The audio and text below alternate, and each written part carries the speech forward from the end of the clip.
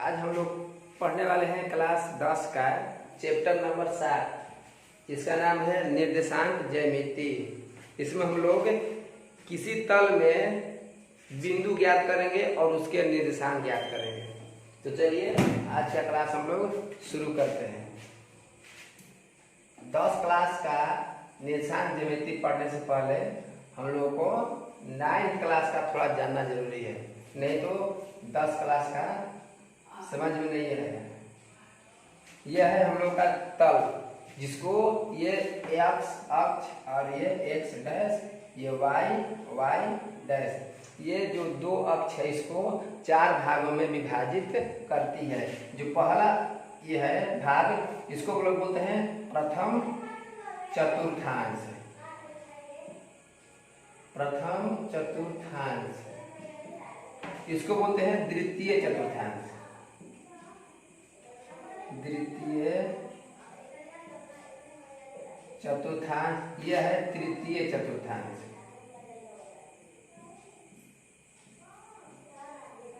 यह है तृतीय और यह है चतुर्थ चतुर्थांश। अब देखते हैं कि चतुर्थांश में कौन सी संख्या का मान क्या होता है, प्लस कि माइनस। ये पहला चतुर्थांश है, इसमें यहाँ से एक्स और ये वाई का मान इसमें आएगा। तो एक्स यानी कि ये है एक्स और वाई जहाँ मिलता है उसको हम लोग बोलते हैं मूल बिंदु। इसका निर्देशांक 0,0, यानी कि इस बिंदु पर एक्स का मान 0 और वाई का मान 0। इसको हम लोग मूल बिंदु कहते हैं, मूल बिंदु। तो मूल बिंदु का निर्देशांक होता है 0,0, यानी कि यहाँ से एक्स अक्ष की दूरी कितना है, 0 है। यहाँ से 0 है और वाई का भी दूरी 0 है, तो इसी को हम लोग मूल बिंदु कहते हैं। इसका निर्देशांक 0,0। ये एग्जाम में बहुत बार पूछता है कि मूल बिंदु का निर्देशांक क्या होगा। मूल बिंदु का निर्देशांक, मूल बिंदु का निर्देशांक होता है 0,0। इसके बाद इसमें अब किसी बिंदु का मान क्या होगा। इसमें अगर बिंदु यहाँ पर मान लीजिए कि बिंदु ए है, या इसका मान बताना होगा, निर्देशांक बताना होगा, तब देखेंगे कि ये जो बिंदु है एक्स अक्ष से कितनी दूरी पर है, यानी कि एक्स अक्ष की दूरी बताना होगा। ऊपर जाएंगे, ऊपर यहाँ से यहाँ तक जाएंगे तो ये हो जाएगा हमारा क्या, वाई। ऊपर में क्या है, 0 से ऊपर जाएंगे तो वाई का मान होता है, तो वाई। अगर इधर बढ़ेंगे 0 से दाएं तरफ, ये होता है एक्स का मान। ये जहाँ पर दोनों रेखाएं मिल रही है उसको हम लोग बोलते हैं निर्देशांक, बिंदु का मान। यहाँ से एक्स और वाई, ए बिंदु है, इस पर कोई बिंदु का मान एक्स और वाई होगा और दोनों होगा प्लस में। क्यों? क्योंकि 0 से दाएं तरफ एक्स अक्ष का जितना भी वैल्यू है सब क्या होता है, धनात्मक होता है। धनात्मक होता है।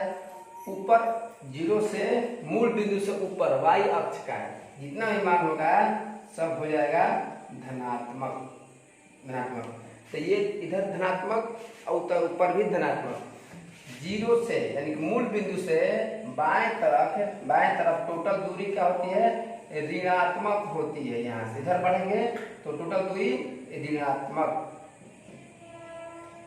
ऋणात्मक और मूल बिंदु से यानी कि एक्स अक्ष से नीचे की जितनी दूरी है ये भी क्या होती है, ऋणात्मक होती है, ऋणात्मक। तो यहाँ से हम लोग 4 चीज जाने, क्या, जो ये एक्स अक्ष होता है इस पर प्लस और माइनस दोनों अंक होते हैं। कौन सा प्लस होता है, कौन सा माइनस होता है, तो मूल बिंदु से दाएं तरफ टोटल जो जितनी भी दूरियां हैं सब होती है पॉजिटिव चार्ज में, प्लस में होता है। यहाँ से मूल बिंदु से बाएं तरफ जितने भी दूरियां हैं सब होती है माइनस चार्ज। एक्स अक्ष से ऊपर यानी कि वाई का वैल्यू क्या होता है, प्लस होता है। ऊपर प्लस होता है और नीचे होता है माइनस। तो ये पहला चतुर्थांश में एक्स और वाई का मान क्या होगा, प्लस में होगा। दोनों एक्स का भी मान प्लस और वाई का भी मान प्लस में। तो पहला चतुर्थांश में एक्स और वाई दोनों का निर्देशांक यानी कि दोनों बिंदु का मान प्लस में होता है। द्वितीय चतुर्थांश में यक्स यानी कि मूल बिंदु से यक्स इधर जाएंगे तो यक्स क्या होता है, ऋणात्मक होता है। यक्स का मान माइनस, ऊपर जाएंगे तो y का मान प्लस, तो y का मान प्लस। इसके बाद तृतीय देखेंगे तो तृतीय के इस बिंदु का अगर निर्देशांक बताना होगा तो मूल बिंदु से इधर आएंगे तो x का मान x क्या होगा माइनस, और नीचे आएंगे तो y का मान, तो y भी क्या होगा माइनस हो जाएगा। यानी कि तृतीय चतुर्थांश में यक्स और y दोनों का मान होता है माइनस।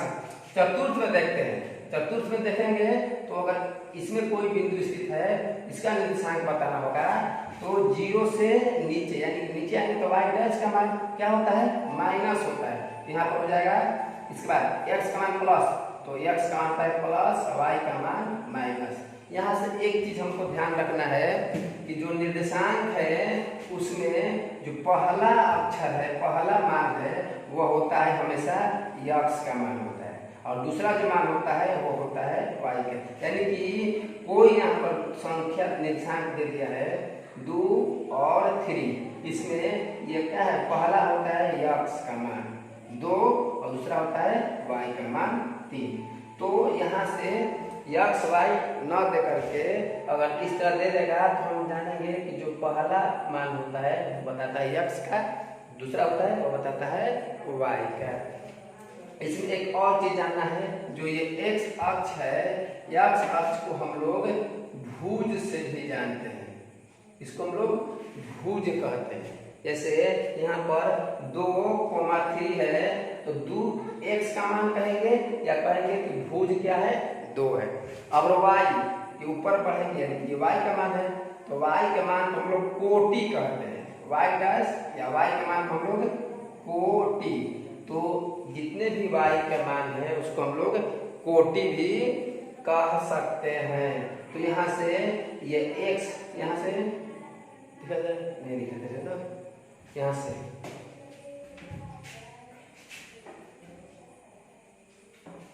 भुज यहाँ देते हैं, भुज को हम लोग x के निर्देशांक से सूचित करते हैं, यानी कि x के निर्देशांक को हम लोग भुज, वहां ये दिखाई नहीं दे रहा है, इधर चलिए देखते हैं। किसी चतुर्थांश में यक्स के मान को हम लोग भुज और y के मान को कोटि कहते हैं। तो यहाँ से अगर इस तरह एग्जाम में बहुत बार पूछा है ये VVI मतलब कि ये 1 नंबर का क्वेश्चन पूछता है, इस तरह दे देगा -2,3 कहेगा कि इसमें भुज क्या है, भुज बताएं। तो भुज यानी कि x का मान होता है तो क्या हो जाएगा -2 कोटि क्या होता है y अक्ष का निर्देशांक, तो क्या हो जाएगा 3। तो यहाँ से हम नोट में लिख सकते हैं, नोट में कि किसी चतुर्थांश में किसी बिंदु के निर्देशांक को x और y से सूचित करते हैं। पहला मान x, दूसरा मान y, और जो x है x अक्ष के मान को, x अक्ष के मान को हम लोग भुज और y अक्ष के मान को हम लोग कोटि के द्वारा सूचित करते हैं, कोटि। यहाँ ये दोनों याद करना जरूरी है क्योंकि एग्जाम में बहुत बार रिपीट करता है कि भुज क्या होता है। भुज इस तरह से देगा और सब पूछेगा कि भुज बताएं और कोटि बताएं। चलिए आगे देखते हैं। चलिए हम देखते हैं, जैसे क्वेश्चन कह देगा कि A बिंदु का निर्देशांक 2,-6 है तो इसकी स्थिति बताएं, यानी कि जो A बिंदु है किस चतुर्थांश में स्थित है। तो अब हम लोग क्या करेंगे, इस बिंदु को देखेंगे कि किस चतुर्थांश में और कहाँ पर इसका स्थिति होगा। तो यहाँ से x का मान कितना है 2, क्योंकि स्टार्ट वाला शुरू वाला x मान होता है और जो सेकेंड होता है वो होता है y का मान। तो y का मान -6 है, -6। हम कहते हैं कि x का मान 2, यानी कि x अक्ष पर हम लोग को 2 दूरी तय करना है, वो भी किसमें, प्लस में। तो x का मान यहाँ पर क्या होता है, प्लस में इधर, तो हम लोग इधर जाएंगे तो कितना 2 इकाई तक जाना है। तो यहाँ से 2 यहाँ पहुँच गए हम लोग, x के 2 इकाई तक पहुँच गए। और y का वैल्यू कितना है, -6। तो y का मान -6, तो y माइनस में कितना होता है, नीचे होता है, ऊपर तो होता है प्लस।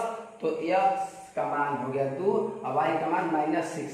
-6 चलेंगे, यहाँ पर पहुँच गए -6, और जो 2 है यहाँ से 2 से एक सीधी रेखा खींचेंगे और -6 के यहाँ से सीधी रेखा खींचेंगे, और जहाँ पर ये दोनों रेखाएं मिलेगी वहाँ पर ये इसका मान हो जाएगा a, और उसका निर्देशांक हो जाएगा 2, -6।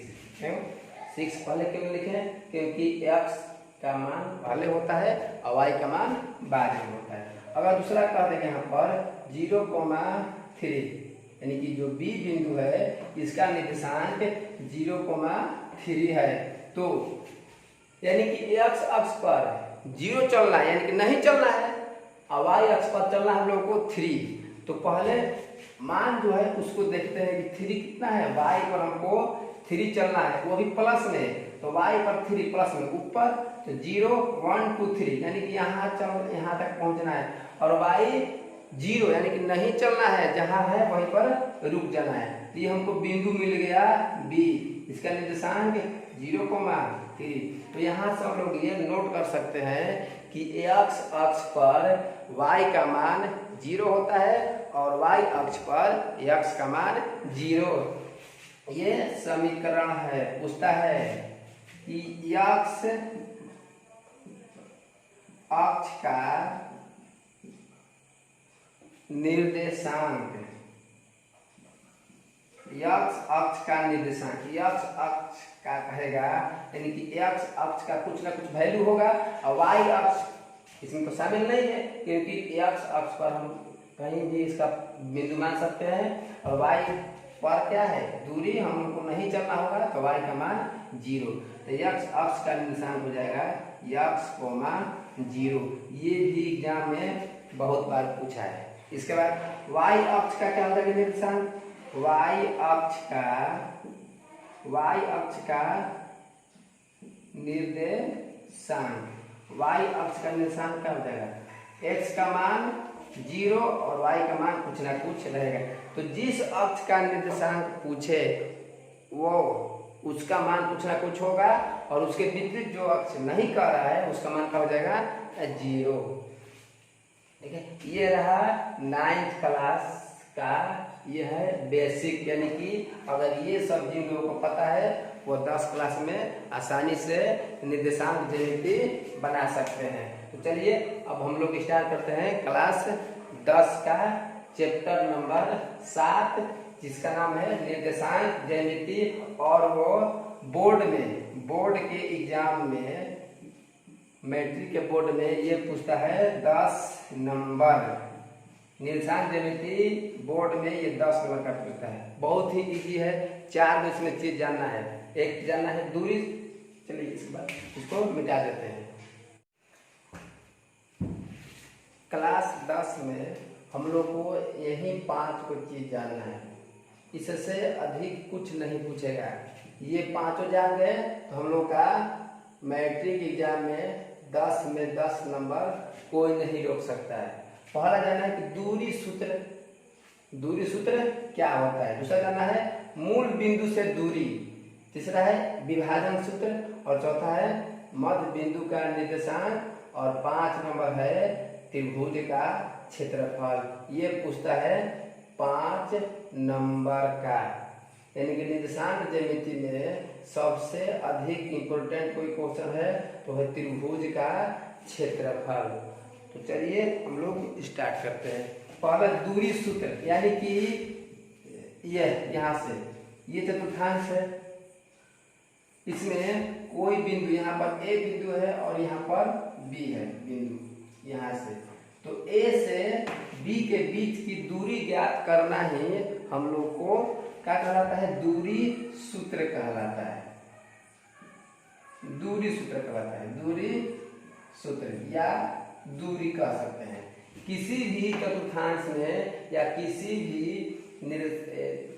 चतुर्थांश से बोलेंगे, चतुर्थांश में दो बिंदुओं के बीच की दूरी को या किसी रेखा की लंबाई ज्ञात करना दूरी सूत्र कहलाता है। इसका एक सूत्र होता है, बहुत ही इजी है, इसको हम लोग याद कर सकते हैं, रट सकते हैं इसको। इसमें क्या होता है, दूरी सूत्र बराबर x2 माइनस x1 का whole square plus y2 minus y1 का होल स्क्वायर। बस इसको रट जाना है। और ये 2 नंबर क्वेश्चन पूछता है, ये पूछेगा 2 नंबर का या कभी कभी 1 नंबर का भी दे सकता है। तो इसको x2 क्या है और x1 क्या है, जैसे यहाँ पर इसमें लिखा जा रहा है, यहाँ पर इसमें अगर यहाँ पर ये a बिंदु है तो इसका निशान यानी कुछ ना कुछ मान होगा x1 और y1।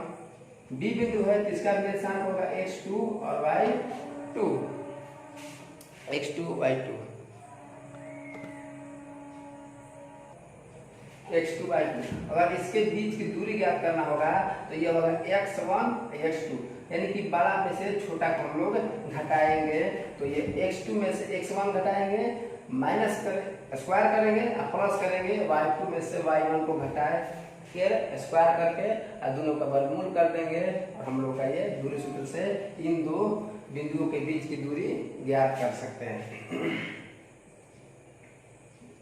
जैसे अगर दे देगा कि a बिंदु 2,3 और b बिंदु का निर्देशांक -2,-3, तो a b के